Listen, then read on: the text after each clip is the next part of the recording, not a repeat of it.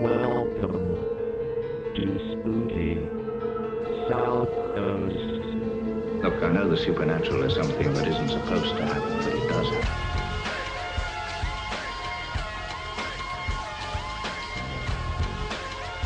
AM 1420, WBSM presents Spooky South Coast with your hosts, Tim Weisberg and Matt Costa. Good evening and welcome to Spooky South Coast. Tim Weisberg here along with science advisor Matt Moniz. I have no idea what YouTube was doing there, but thanks for that. Cleans out the old eardrums. That hurt. Yeah. Welcome to the program where we talk about the paranormal each and every Saturday night and where we use YouTube to run our opening theme because we have no way to plug in the iPod anymore. And that's what happens when you get something like that going on. And that was pretty paranormal, I'd have to say. But we are here to talk about the paranormal, as we are each and every Saturday night, normally at 10 p.m., but the Red Sox pushed us back a little bit. And if you listen to the few minutes of broadcast before we went on the air, we did want to mention that we have a new Legend Trips event that will be announced this week, just to let everybody know here at the top of the program. That will be the Haunted History Night 2012.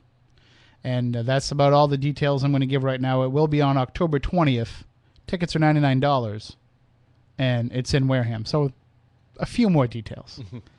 But those of you who attended last year or even missed it last year, this is your chance to get back into places like the Fearing Tavern, the One-Room Schoolhouse, the Union Chapel, and the Old Methodist Meeting House. $99. I just keep giving more details, even though I said I wasn't going to give any more. Because it hasn't formally been announced to the general public, and tickets are not available to the general public yet. They're only available to the Legend Trippers who are on our special email pre-sale list. And that's people who have either signed up for the email list or have attended one of our events in the past. So if you have, or if you've signed up for the email list, check your inbox because the link is in there to purchase your tickets. Buy them fast because, as I mentioned earlier, the first time ever we had a sellout in pre-sale for our Dead of Summer event coming up next month at Lizzie Borden's. That's the first time that's ever happened, but I don't think it'll be the last. So get your tickets early, get them often. Buy them for friends and family. They make a great early Christmas gift. And, of course, Legend Trips events, you get dinner, you get lectures. We're going to have a live 30-odd minutes taping, which should be nice and easy because we can just borrow equipment from Wareham TV right across the road, and you don't have to lug all kinds of stuff around. And then also hours of investigation. And we give you dinner. Who else gives you dinner? And we give you my wife's home-baked desserts. Oh, God, it's worth it just for that. And I'd like to announce that pretty soon those are going to be available at Southcoast Coney's in Middleborough. People who have heard about my wife's desserts over the last few years will be able to go in there and purchase them. She's going to be making cookies and cookie bars and brownies and all kinds of stuff. And Jay over at Southcoast Coney's is going to be displaying them and selling them. So it'll be your opportunity to taste them. But still, the best way to get them is always to go to a Legend Trips event. So definitely check those out. And You'll not be disappointed. It's worth a trip to Middleborough from the South Coast area. And while you're there, get some hot dogs, because the hot dogs there are awesome. And you can't just go in and have just dessert. Says you. Well, get some hot dogs, too. And so that's enough of the plugging for tonight. But just a reminder, Wednesday, 8 p.m., that's when those tickets will be available to the general public. All right, now let's get right into the discussion. Tonight we're going to be talking about New England folklore with our guest, Peter Muise. His website is newenglandfolklore.blogspot.com. He has a master's degree, in anthropology, and he's been running the blog since August of 2008. And now let's bring him on the show right now, if I can do everything correctly. Good evening, Peter. How are you? Good. How are you, Tim? I'm doing spooktacular, as we say here. Good. and thank you for your patience last week with the issues with the Red Sox, and again this week. And you know, the Red Sox trump everything around here, so I understand. You know what I mean? it's the state religion, so we just have to accept that. Well, but some of these stories that we're going to be talking about here tonight have been around a lot longer than the Red Sox. That is true. So they should take precedence. Plus, they're not losing like the Red Right. Sox are either. Yeah. Trade deadline or New England folklore. Is it going to be buyers or sellers? No. All right. Right. So let's get right into some of these topics tonight, because this is something that I've been talking about with Chris Balzano, our show's content director, for a few weeks now. And when we were looking over at the blog, I mentioned to you what impresses us isn't just the fact that you're telling these stories and sharing these legends and folklore of New England, but that you're offering insight and analysis. You're able to put some of these stories in a modern context or even into the context of the time. But these are just the trees that you're posting up, but you're still able to put it all together and see the forest. Right. I try to. I think, like you say, I don't want to just kind of regurgitate the stories and put them up there. I definitely like to say, okay, this is where I found the story. Maybe these are some similar stories that you can find about these elsewhere. Or maybe, like, this is where the story has come from. We may have for instance, we have a great story, a piece of folklore in New England that, you shouldn't let your baby look into a mirror until it's been baptized. Right. That's a New England thing? Because I've heard that for years. Yeah, right. It's been recorded in New England from the 1800s. Folklorists have sort of found this out in western Massachusetts among farm families. They would say, oh, don't let your baby look in a mirror, because if you do, before it's baptized, it will die, it will lose its soul. But you can look further back and see, okay, this sort of ties into the whole idea about, vampires have no reflection in a mirror because they don't have a soul. In the Jewish tradition, when you sit Shiva when someone dies, you cover the mirror with a cloth so the soul won't get sort of trapped in the house and can escape. And even if you look back to the Native Americans in the area, they had a word for soul, which was Kowewak, which is sort of a word that Roger Williams recorded among the Narragansett when he was down there in the 1600s, which basically the Narragansett used both to mean soul and reflection. So you can just sort of, it's interesting to look and see like the connections from one little thing, and you can sort of broaden it into, some interesting history and some interesting folklore from multiple places. Right, and to me, that's the more intriguing part. I mean, as cool as these stories are, the fact that they have these connections to other cultures is what makes it universal. I mean, when I look at some of the things that we talk about on this show as being modern paranormal phenomena, I'm blown away when we start making the connections between those and what we hear from the past. Like, we talk about some of these archetypes and how they float through, and that's definitely been the case with a lot of this folklore over the years, as we are seeing kind of repetitive patterns. It may change form a little bit, but it's still the same basic story. Right. Yeah. Like, when you look at something like, let's say, Betty and Barney Hill, who were, let's say, I believe they were the first official UFO abductees. No, they weren't. No, they were not. Okay. Well, they're the first mainstream. We can call them the first pop culture abductees. Yeah, okay. And they were certainly abducted locally in New Hampshire. And so their narrative, you can look back to see parallels between their story about being abducted and tales from the Middle Ages and earlier, people being abducted by fairies. Mm-hmm. Often this idea about fairies are very concerned about reproduction, which I think is interesting. Often in folklore, the fairies say that they need humans to help nurse their babies, or they need humans to help carry the fairy line forward because somehow their bloodline has become weak.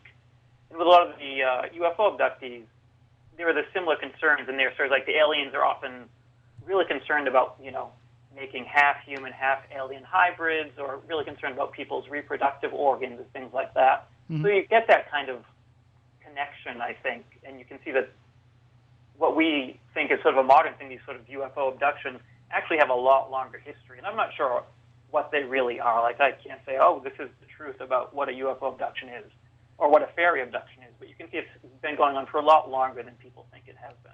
And just as a side note, my colleague here, Matt Moniz, he's been investigating UFOs and abduction cases for many years. But we talked about this last week when we had to bump you off when we only had like a 20-minute show.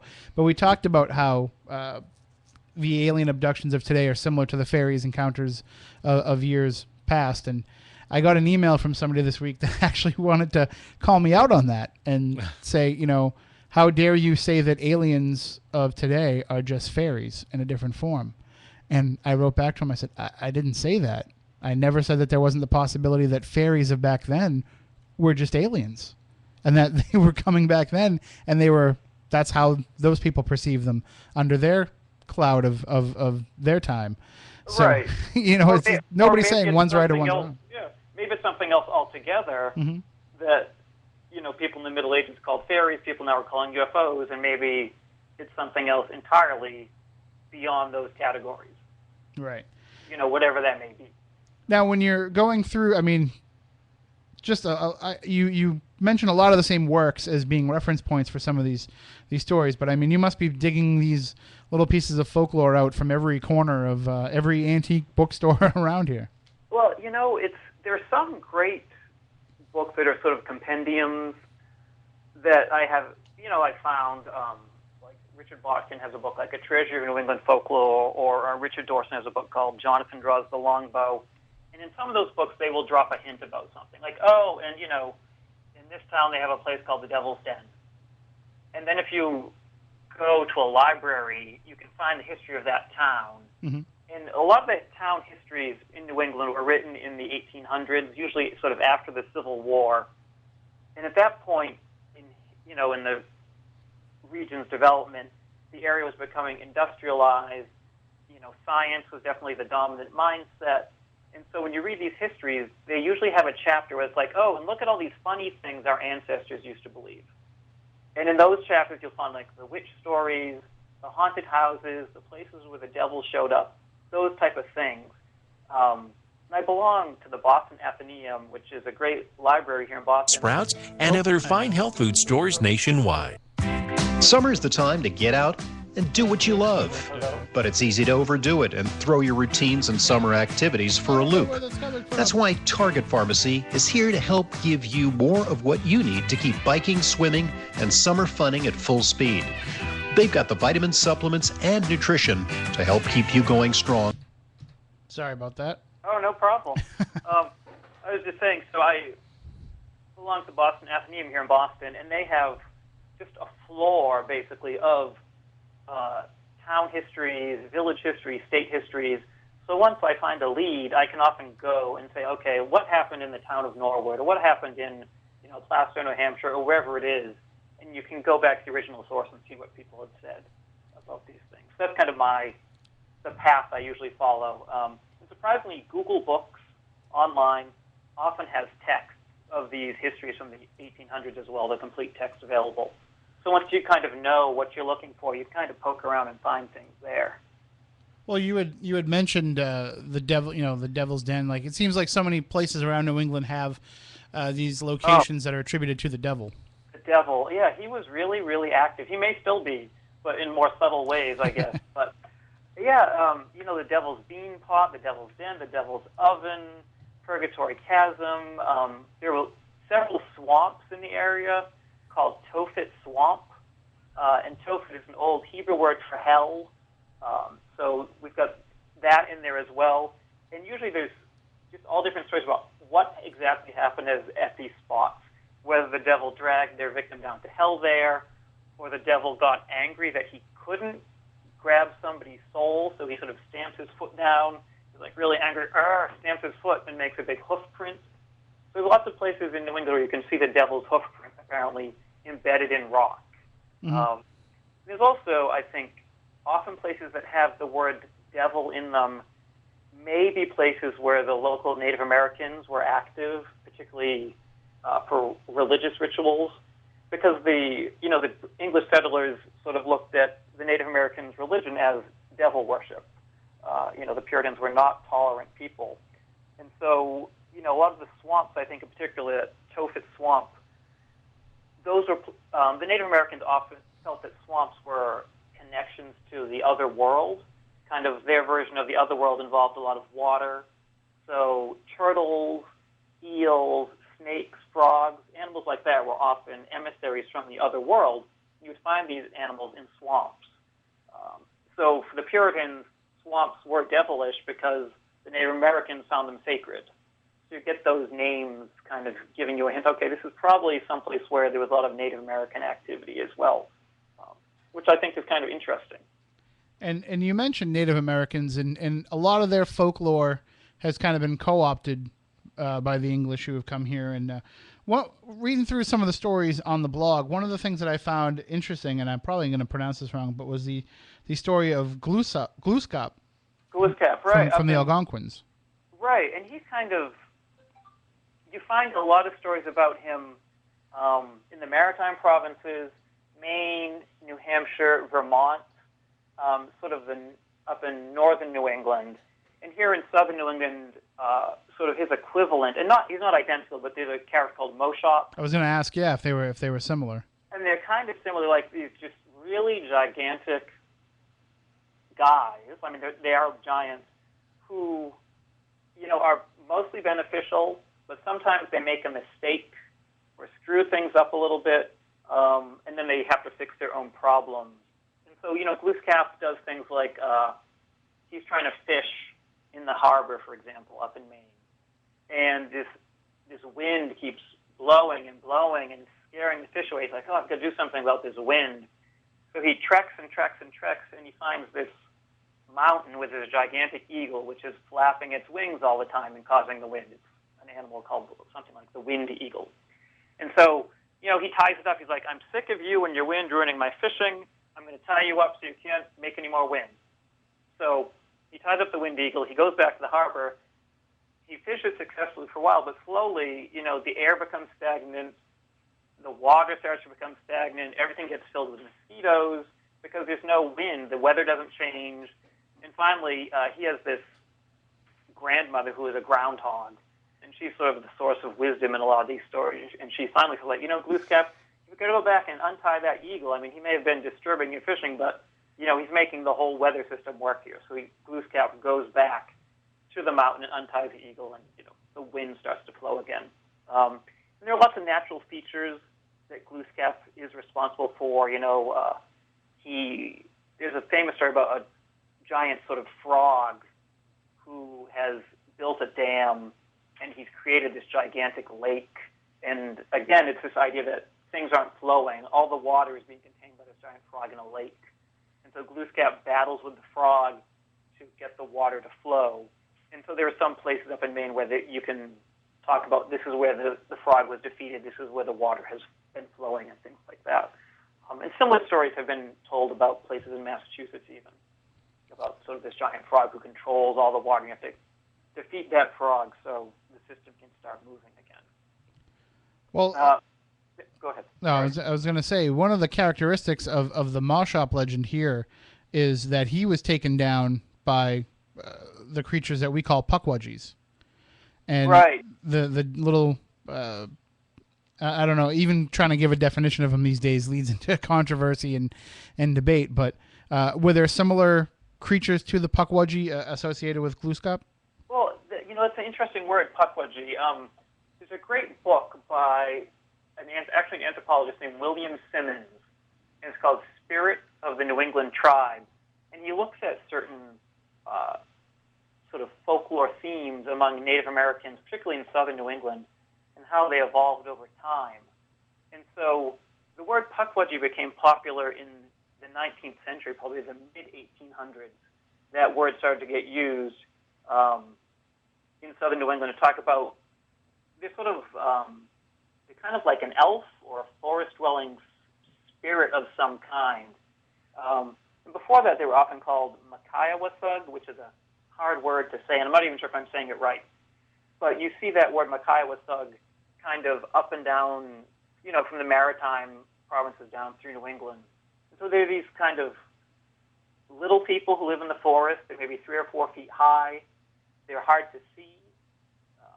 Some stories say that they are two-dimensional. They're actually completely flat. Wow. So if they turn, you're not going to be able to see them. It's kind of their defense mechanism almost. You know what I mean? I'm going to turn to my side. I'm two-dimensional. You can't see me. Some people associate them also with whippoorwills. That at night, if you hear a whippoorwill, it may be a Makai Wassup in disguise. And so, whippoorwills have their own long history of folklore about them. But so there is those kind of little forest-dwelling people that people associate. So I think the word Pakkahuaji is kind of a newer term, but referring to the same group of people who are, I would say mischievous is probably the word for them, I guess. And it seems like Chris Balzano's a big researcher into them, and it seems like the more he gets into the stories, they become less mischievous and more evil in their intent. And one of the casinos in Connecticut actually has a video about them. Really? And the video they have about the Makai Wassup is more about them as sort of underground dwelling, almost like fairies. And the sort of the leader of their fairy kingdom, they wouldn't use the kingdom, but the word kingdom, is Granny Squant. And Squant is sort of an old deity in this area, in southern New England. So she's often portrayed as Moshop's wife. And, when Roger Williams was down among the Narragansett in Rhode Island, he recorded names of various gods or manitous that the Narragansett said existed. And they had a deity named Squanet, which basically means the woman's goddess, or the goddess of the women. And so she became Squant. Now she's sometimes called Granny Squant. And so I'm not sure which casino it was. I think it was Foxwoods actually produced a video where, Granny Squant is sort of the ruler or the lead person among the Makai Wassup who are living in their underground kingdom. She gets ill, and the Makai Wassup bring a Native American medicine woman down into their underground world to heal her. And after she's healed, this woman becomes a healer among the humans as well. So, it's hard to say. Like, different people have different interpretations about some of these myths and some of these entities that have been reported to be living around here, Well, I mean, one of the sources that you mentioned frequently on the site, and again, that is newenglandfolklore.blogspot.com, linked up on the front page of SpookySouthcoast.com. But you mentioned John Jocelyn quite a bit, and it seems like a lot of these stories and legends, he was one of the first to record them. Yeah, and I have to say, I love this idea about John Jocelyn. He came to Maine in, I think it was 1639, and he was not a Puritan. He was an upper-class nobleman from England, and he came to New England more as an adventurer, just to kind of see what was happening. And his brother was already living here, and so John Jocelyn came over to Maine from England, and it's pretty much on his first night here. He's at his brother's cabin, basically, on coastal Maine, and 3 neighbors come over to visit. And they all tell him these crazy, spooky stories about things that had happened to them, they said, in their daily life in Maine. So the first one tells a story how he was out sailing in a small boat in the harbor with some of the local Native Americans. And they're just kind of sailing around up and down the coast. I think they're fishing.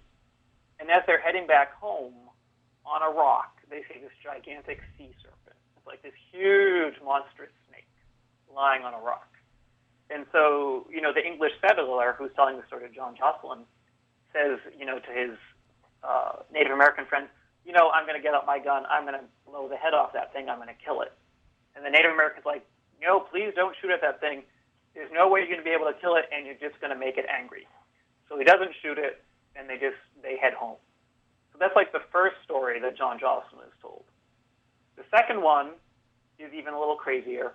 It's told by one of his neighbors whose name is Mr. Mitten, which I think is a great name. No one's name is Mitten anymore.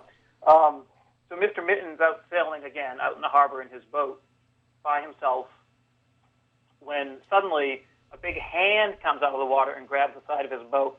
Then another one, and this big merman pulls himself up out of the harbor and tries to climb into the boat. So Mr. Mitten, chops its hand off, and the merman sort of sinks back into the water, and the water turns bright purple from the blood, which I think is crazy to think that there'd be a merman off the coast of Maine, but I kind of like the image of it. And then the third story the neighbor tells is somebody named Mr. Foxwell, and this one actually creeps me out a little bit because it's just I just find it a little spooky. So Mr. Foxwell, again, is in a boat. Everyone apparently was I mean, people were traveling by boat then. It was the safest way to get around. He's sailing back to Maine from Cape Ann. He'd probably been visiting Salem, which is a really old settlement. So as he's sailing up along the coast of Maine, it's getting dark, and as he's sailing up the coast, he puts down his anchor to spend the night. He's off the coast a little bit, and he suddenly notices a fire on the shore. And as he's watching the fire, all these people appear, and they start dancing around the fire. And, you know, he's thinking, okay, maybe they're Native Americans, but he can't quite see exactly who they are. Mm-hmm. And then they start to call out his name. They're like, Mr. Foxwell, come join us out here on the shore. Come and join us, Mr. Foxwell. And at this point, you know, he gets a little freaked out, and I can sort of picture his hair standing up, because how do they know his name? Like, he's in the middle of nowhere. Who are these people dancing on the shore, and how do they know his name? And he wisely does not go to the shore. And, you know, the people keep dancing around the fire, and then abruptly they disappear. And when he, in the morning, he goes to the shore, and he can find the remains of the fire, and he can see that shoe prints in the sand. So it's probably not the Native Americans. You know, they're using the word shoe, so it sounds like they're English settlers or something. Mm-hmm. But again, it's not in an area where there's any town. And how do these people know his name? So I just kind of find that idea that there would be strangers in the middle of this wilderness who basically show up in the middle of the night and know your name and then just disappear, which I find a little creepy. So yeah, it definitely creeped me out when I was reading. It sounded to me, made me think of that scene from The Wicker Man when he's going exactly. Back. Yeah. Like, what would have happened if he went ashore? Probably he wouldn't have been around to tell the story to John Jocelyn. You know, I think, you know, some historians say that John Jocelyn is kind of a gullible writer, that he repeats everything he says, that he hears from people, but I appreciate that. I mean, I like knowing what stories people were telling then, and whether they're true or not, you know, I can't say, but they're creepy stories, and it's, you know, when I read sometimes about these stories, really from the early times when this area was settled by Europeans, the people who came here from England, I mean, it was pretty much the Renaissance still. You know, some of the people who came here could have seen plays performed by Shakespeare's theater company. Mm-hmm. You know, I mean, John Jocelyn may have, since he was a wealthy nobleman. So it was a totally different mental world that people were inhabiting then. It was just, magic was much more prevalent, the supernatural was much more prevalent. They just had a very different worldview. So when I read those stories, I have to keep that in mind. Like, these people were not necessarily gullible. They just had a very different worldview than people have now. Well, I think gullible, though, is almost an irrelevant term, because in trying to decide whether or not he was gullible, you're trying to decide whether or not these stories were true, and I don't think it matters. I think the important thing is that these are the stories that people were telling at that time, and that's what you take out of this. That this was the culture of that time. That's way more important to me as to whether or not they're true stories. Right. I agree. And you know, why do people want to tell stories like this? And what does it say about how they viewed the world at that time? Mm-hmm. You know, so. Well, if anybody has any questions for our guest Peter Muise, you can feel free to call in 508-996-0500. 1-877-996-1420. You can also email us spookycrew@spookysouthcoast.com, or you can jump in the chat room on spookysouthcoast.com, and Moniz will let us know if any questions roll in. But one of those questions that I have for you, Peter, is, you know, we just observed America's Independence Day a few weeks ago, and you actually have a very interesting story about John Hancock's hands, which I had never heard before. The hands that signed in that giant scrawling signature. Right, and again, I don't know if this story is true, but I've seen it floating around places, and I tried to find an original source, like where was this story written down? Like, who first told this story? But the basic story is that, you know, John Hancock was quite wealthy. He was one of the wealthiest people in Boston in the 1700s. You know, he was an important politician and all of this stuff. And when he died, he was buried with these large rings on his fingers, which, according to legends, again, I don't know where these legends come from, grave robbers actually chopped his hands off because they were unable to remove the rings because rigor mortis had set in. So it was just quicker to chop his hands off than actually, you know, try to pull the rings off. So, and his body sort of didn't necessarily get treated with the respect you would think it would. I think at some point his grave was disturbed when they were putting in the subway, when they were renovating the basement of a building nearby, the granary burial ground. So his body certainly has been abused, I think, and it may not even actually be in his grave anymore, but there definitely is a nice monument to him. So hopefully his spirit is at peace, because he's got a great monument there in the granary burial ground. I actually, years ago, I'd written another post, a couple of years ago, about the 4th of July as it was celebrated in my hometown of Haverhill. I grew up in Haverhill, Massachusetts, and someone had written an interesting history. I think his name was George Cogswell. So he had written sort of sketches about his childhood in Haverhill in the 19th century. And so the 4th of July in Haverhill in the 19th century was really just like a drunken riot, is kind of what it sounded like. People would build a bonfire in the downtown business district. They would bring their pistols, they would bring their shotguns, they'd be shooting it off in the air, burning things drunk. And then the police would finally show up and try to, bring some order to the occasion.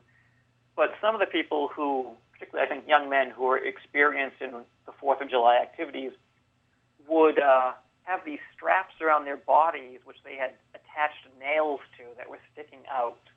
So the police couldn't actually grab them because they were covered with all these nails, which is just so crazy. And I think what we do for the 4th of July now is much more, peaceful and calm. But, reading a lot of these histories and accounts of how people celebrated holidays in the past, it's amazing, I think, how drunk people were for almost every holiday in the past. It was sort of the main activity that you would do for a holiday is you would get drunk, and then you would, maybe you would light a bonfire, maybe you would go door to door begging for food or more liquor or something like that. But there was definitely a lot of drinking in the past. It sounds like kind of modern times to me. Yeah. Yeah. But and also after hearing that story, I'm no longer surprised that Haverhill is the town that gave birth to Rob Zombie. Right. Exactly. Exactly. Some things linger there. I was just talking to somebody tonight about kind of our local heroine in Haverhill, Hannah Dustin, which there was a time where she was, I think, maybe well known on a national level, but her story is so gruesome and politically incorrect that I don't think it's publicized as much these days. But when I was a Cub Scout, like, we all knew the story of Hannah Dustin, and we went to the museum and saw her hatchet and all this stuff. And basically, Hannah Dustin, the Dustins, were a family of early settlers in Haverhill, and I think it was in, let's say, the 1690s, Haverhill was raided by Pakkahuaji Indians who were unhappy with, European encroachment upon their lands. So this Pakkahuaji war party came, attacked Haverhill, burned a lot of it down, killed a bunch of people, but they kidnapped Hannah Dustin, her newborn baby, and her nurse, and kind of took them in canoes and started to head up the Merrimack River into New Hampshire. And along the way, according to the legend, whether this is true or not, I don't know, they killed the baby because it was just too much work or something for them to bring the baby with them further north into New Hampshire. And so one night on this journey north along the Merrimack River while they were asleep, Hannah Dustin and her nurse, and I believe one other English person who had been kidnapped, a young boy, they slaughtered all of the Pakkahuaji that they were with. There was probably like 20 or 25 of them, slaughtered them, scalped them, brought the scalps back to Haverhill, and were sort of acclaimed as heroes. And if you go to the GAR Park in Haverhill, which is right in downtown, there's a big statue of Hannah Dustin with an axe, kind of looking really angry. And there are plaques around the base of the statue kind of telling her story. But, these days, a story like that is just that's not the type of person that would be a heroine these days, I think, because there's a lot of political incorrectness there and a lot of gruesome violence. Well, we're all taught about this. We have our anti-heroes of today, too, so. Yeah, I think Hannah Dustin's kind of on the borderline these days, I think. Now, I was going to say, when I was researching for my book, my first book, Ghost of the Southcoast, which, by the way, my second book, Haunted Objects, is now available in bookstores everywhere, that I wrote with Christopher Balzano. But when I was researching for Ghost of the Southcoast, I dug into a lot of the history of some of the towns in this region and some of their stranger stories. And from what I could find, I found one of the earliest ghost stories coming out of New England being Gosnold. You know, when he came here and discovered Cape Cod, he actually stole the rowboat of the local Native Americans, and they placed a curse on him, and now his ship is seen out off the waters. You know, we're placing that at about, 1609 was when Gosnold first came. So, I mean, do you have any ghost stories that may be even older than that from the area? You know, I mean, that's really early. That's before there were any permanent settlements here. And, you know, they put the curse on him. He probably gave them yellow fever or some other horrible disease. He gave them a much worse thing, yeah. Yeah, any immunity to. And unfortunately, I think, you know, when the Puritans arrived, when the Pilgrims arrived, something like 2/3 of the Native American population had died from these illnesses they had caught from, you know, fishermen or the early explorers who just probably, you know, sneezed and then sailed away, and then, you know, the poor Algonquins just didn't have the resources to fight these illnesses. That's probably the earliest one I would have heard as well. I did read somewhere about what people claim is the earliest UFO sighting, and you may know something earlier than this, but I guess it was in 1638. There were some men sailing on the Muddy River here in Boston, which at the time was probably much larger than it is now, but that's the river that kind of goes to the Fenway neighborhood, goes behind near Fenway Park.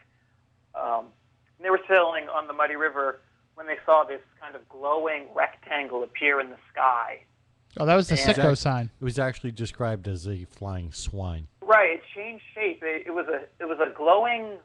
The account I saw was a glowing rectangle, a glowing swine, and then a glowing arrow. Yep. And then it disappeared. And then they realized they had been traveling for an hour and had forgotten all about it and found themselves had moved upriver somehow against the current, which is, you know, interesting. And they didn't use the word UFO. They probably just thought this was kind of some sort of providential sign from God or who knows what.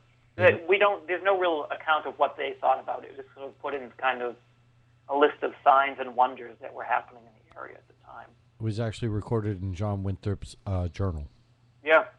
So that actually predates the Bridgewater sighting of the 1700s that so many people reference as being the earliest. So definitely, definitely some interesting stuff. And that whole neighborhood's kind of weird out there anyway, even today. I work right down the road. Yeah, I actually live by there. So every day I walk almost along the Muddy River, and it's just amazing because it's, you know, it's kind of, now it's in the middle of a park, and, you know, there's stores and museums and things near there. But, you know, walking through there, I mean, you've got things like that 1638 sighting of whatever in the sky. There was a witch named Anne Hibbins, and let's say an accused witch, because she probably wasn't really a witch. She was probably just a wealthy woman that people wanted to get rid of. But she owned a large estate on the Muddy River, probably about 300 acres. I've often wondered exactly where that was. But, you know, I think it was called Stanford, I believe was the name of her estate. But when she died, other people took it. So that was in the same neighborhood as well as sort of this UFO sighting. And there's the Charlesgate building, which is also on the Muddy River, which is sort of a big old apartment building. It's been a BU dormitory and different things, which has a lot of ghost stories from the 1970s coming out of it, in particular, that students were telling. So it's one thing I like about this area is it's such an old area for America. It's old. For North America, it's old. You know, compared to Europe or Asia, it's not old at all. But so, you know, there's so many stories in each town or each city that if you just scratch a little bit, you find like, oh, here's the ghost, here's the witch, here's the haunted house, here's the UFO, here's the Bigfoot sighting. Just all these things. Here's the place named after the devil. So it's amazing. And when I started the blog 4 years ago, I sort of thought, how long can I actually keep this up? Like, when will I run out of stuff? And it's never been a concern. Yeah, I don't think there's always more stuff that I can find, which is just amazing. I got a question. How many Bigfoot recordings did you come across in your research of the history? You know, Well, it's hard because you find reports of wild men. Yes. They'll talk about, oh, we found a wild man. Or we're walking through the woods and we saw a wild man. You know, there are a few accounts even of giants, which there was one from Connecticut from the 1800s where a bunch of guys are coming home. I think they're coming home from a party, walking through these woods at night, and they suddenly hear this rustling sound, and a giant just kind of gets up out of the bushes where he's been sleeping. And he actually asks them, like, oh, how far was it to, I think, New Haven or something like that? And they're like, it's about 20 miles. And the giant just runs off. So I don't know what to make of a story like that.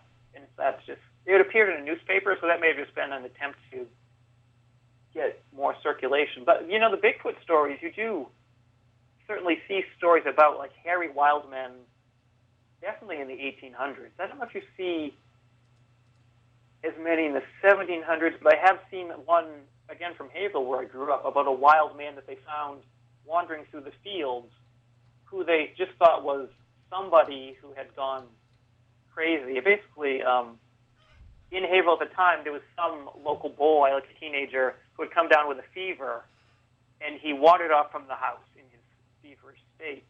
So they sent out a search party to try to find him, and while they were wandering around, you know, in the fields and the surrounding woods trying to find him, they find this wild man who's kind of naked, covered in hair, can't speak, just kind of in almost a animalistic state. And they don't know what to do with him, so they just let him go free. He just kind of wanders off back in the woods. And then they do find the boy who has fallen in a pond and drowned. So it wasn't the boy, it was just some other random roaming wild man they found in the woods in Haverhill, which it's interesting. I think if you scratch around or look into some of the history, you'll probably find some more accounts of those type of things. Right. The terminology has probably changed over time, but you know, we could be talking about the same basic stuff. Now, one of the questions that I wonder too is, I know I was kind of surprised because growing up in Plymouth when I was a kid, you don't really get taught this, but you know, I was surprised to find that the English had taken so many of the Native Americans as slaves with them back to England. And then they came back to the New World and, you know, started being intermediaries between the tribes and the settlers. So I wonder how many of these... Well, I wonder how many of these stories that they told to the settlers were kind of like based on what these Native Americans might have heard back in Europe, and they kind of played on some of the fears of the settlers. Yeah, it's difficult to say. I mean, definitely, I think in the earlier years of European settlement here, the settlers, the European settlers, and the local Indians were definitely more on equal footing. So I feel like there was more give and take and more back and forth between the two groups. For instance, the Native Americans, particularly in southern New England, had a Manitou or a deity named Hobomok, or Hobomako. He goes by a bunch of different names. But he was sort of the deity that was associated with shamanism. He was associated with the direction of northeast, which is where a lot of the bad weather comes from. He was associated with darkness, nighttime. He was in particular, a deity that people would go deep into the woods or deep into the swamps and try to encounter him. And often there was, you know, white hellebore, which is a somewhat toxic hallucinogenic plant, was involved. So people try to go off and encounter Hobomok and, you know, get him to be sort of their patron Manitou because he would give you a lot of shamanic power. So when the English settlers arrived and they heard about Hobomok, they immediately thought that he was the devil. Like, okay, he is the devil. And, you know, because in a Christian worldview, there's God and there's the devil. Whereas in the Algonquin worldview, there are like 39 deities or however many there are. So they don't have such clear division between good and evil. But the Puritans kind of latched onto Hobomok, like, oh my God, Hobomok, he's definitely the devil. So you see some early witch trial documents, and they use the word Hobomok to refer to Satan. So you see a woman saying, "Oh, you know, I was in the woods. I was in the woods and I encountered Hobomok," or you know, I signed Hobomok's book, or things like that. So that's one place I definitely know where you see kind of the back and forth between things. But as as the European presence grew and grew and grew, definitely you see the Native Americans taking on more European lore as well, but kind of keeping their own spin on things as well. So it's not entirely one or the other, but they have their own spin on a lot of the European lore, I think. Well, and as we look at the overarching, themes of what we have dealt with here in New England over the past 400 years, I think we're still kind of reveling in some of that Puritanism and some of our beliefs. We run into it here on this program talking a lot about this stuff, and it's not as openly discussed now, even when we're in this renaissance of spiritual belief and paranormal belief due to the increased media attention. But even still here in New England, we kind of hit that brick wall when we're trying to talk about it in front of other people. Yeah, it's interesting. I think if we were able to travel back in time and to see, New England in the 1600s, there would have been a lot more use of magic than people would expect. I mean, we all grew up with the idea that the Puritans were, kind of dour and God-fearing, and I think that's probably true. But a lot of people did practice magic because they were kind of still that Renaissance worldview of magic and how the universe operated. So when you look, like, say, I don't know, things like the Salem witch trials or other witch trials, you've got this negative magic that the alleged witches are doing on people.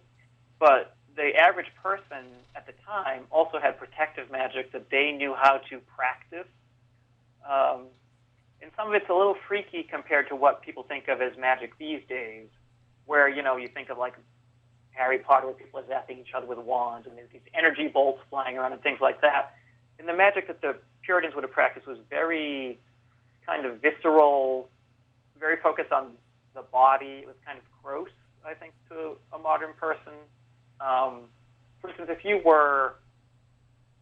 thought you had been bewitched by somebody, one of the common cures that people would suggest is that they would take some of your urine and perhaps boil it in a pot, or maybe they would put it in a bottle full of nails, pins, broken glass, and then heat up that bottle till the bottle exploded, or maybe even just bury the bottle someplace. And there's a theory here behind it. It's not just kind of random grossness. The idea is that the witch, wherever this witch is out there in the world who's attacked you, the witchcraft is directed to your physical body. So you've got witchcraft in your body. It's almost like picture a virus, and the virus is witchcraft. And so you want to deflect that witchcraft away from your body. So it's in your body, and if you can get it into, like, the urine, which is kind of coming from your body, when the witchcraft comes from the witch, it's not going to hit your body. It's going to go into that urine, and it's going to encounter the needles, it's going to encounter the pins, it's going to encounter the heat. And all that pain, the needles, the pins, the heat, that will bounce back to the witch and cause damage to the witch who's causing the problems to you. So there's this idea that there was a connection between the victim and the witch. That was one way that people would, try to combat witchcraft. It's and I called know they've sympathetic found magic. Excuse me? It's called sympathetic magic. Exactly. And they found these bottles. I know they found quite a few in England. They haven't found as many here in New England, but there certainly are accounts of them. So now every time we're stuck in expressway traffic and we have to pee into a bottle, we can just say we're protecting ourselves. Exactly. Just put some nails in there, you'll be all set. Right. Well, we are coming up on the end of the program here, Peter, so there's no better way to end it than on peeing in a bottle. Exactly. This is definitely one of the high notes that we've ended the show on. But it was great talking with you, and I definitely would like to have you come back in the future so we can talk for a full show and really get into some of these stories. That would be great. So thank you for having me on. All right. Thank you for joining us. Again, his name is Peter Muise. The website, newenglandfolklore.blogspot.com. Check it out. There's 4 years worth of stuff to read there. You're going to get lost in it and get lost in the legends of lore of New England, and you'll have a great time reading it also. Thank you for compiling it, and we look forward to reading more in the future. Good. Thank you, Tim. Have a good night. You too. Bye-bye. All right, that is just about the end of the program. We're coming up in the final minute here. Again, Wednesday night at 8 o'clock, we will announce our next Legend Trips event to the general public. Tickets will be $99, so just as a heads up, it's going to be October 20th in Wareham. I know I said I was going to kind of keep the details under wrap, but we want people to know so that they can be ready. And then we'll be back with more events coming up in 2013, right? 2012? I can't remember. Provided the world doesn't end on December 21st. But that's the one to check out. It'll be another Haunted History Night in Wareham. Pre-sale right now for those who are part of the Legend Trips pre-sale email list. So check your inbox for that. Get the tickets while you can. We're going to have readings available again as well from Tiffany Rice and Stephanie Burke, our spirit mediums, who will be there. And so you'll be able to purchase those. Once you purchase the ticket, we'll announce all that stuff a little bit later on. And we're trying to work out a hotel deal in the area so the people that come from out of the area can find a place to stay. So stay tuned to SpookySouthCoast.com and LegendTrips.com for more details on that. We'll be back next week, again, waiting for the Red Sox to get over. But we'll talk more about the paranormal as we do each week. And if you want to check out past episodes, SpookySouthCoast.com is the way to go. Until then, stay spooktacular. First with local news, talk